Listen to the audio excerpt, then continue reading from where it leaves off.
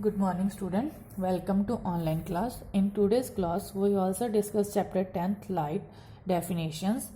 11th definition is divergent rays. Divergent light rays start from one point, travel in different direction.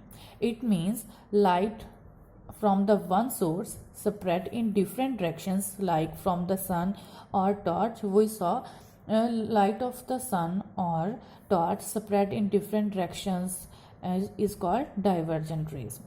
Next is convergent rays. What do you mean by convergent rays? Convergent light rays from different points lend towards single point. In this, light from the different sources collect at one point is called convergent rays. 13 is parallel rays. In this, when large number of rays travel parallel to each other, in this two or more than two rays move at equal distance from one another and in the same direction, then we call such collection of rays as parallel beam of light rays. Parallel rays cannot intersect one another. They always move in same direction and do not cut one another at any point. And next is spherical mirror. A spherical mirror is a mirror which has the shape of a piece cut out of a spherical surface. Suppose we took a ball. From the ball, if we cut one piece, suppose this, and this piece is polished with some color, and light rays come from the sun or any source, fall on this surface and it reflected back.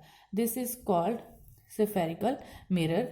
Same from the other part, we cut the piece and it is called spherical mirror, which is in round shape. It has two types.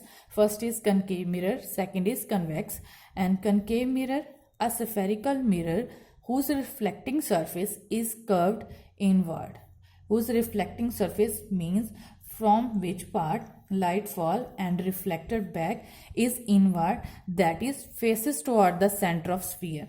This is the center of sphere and its reflecting surface toward, and it means inward, and its polished surface is outward, is called concave mirror. In this, light fall on the inward surface towards the center of sphere and reflected back in another direction. Next is convex mirror, a spherical mirror whose reflecting surface is curved outward is called convex mirror.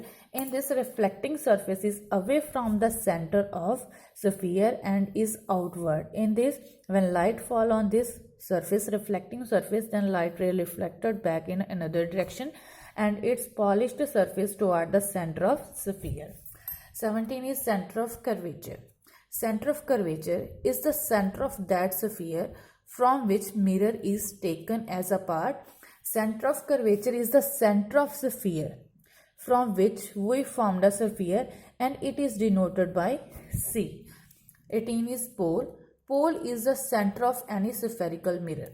Center of curvature is the center of sphere from which mirror is taken, and pole is the center of any spherical mirror, means this is the center of spherical mirror and it is denoted by P. It is called pole.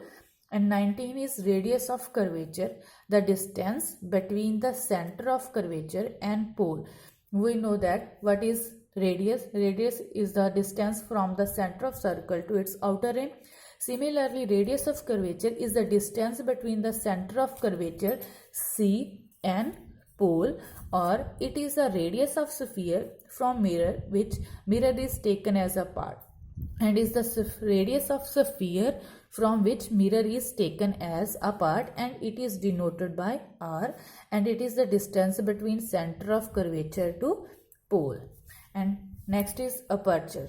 The diameter of the mirror is known as aperture.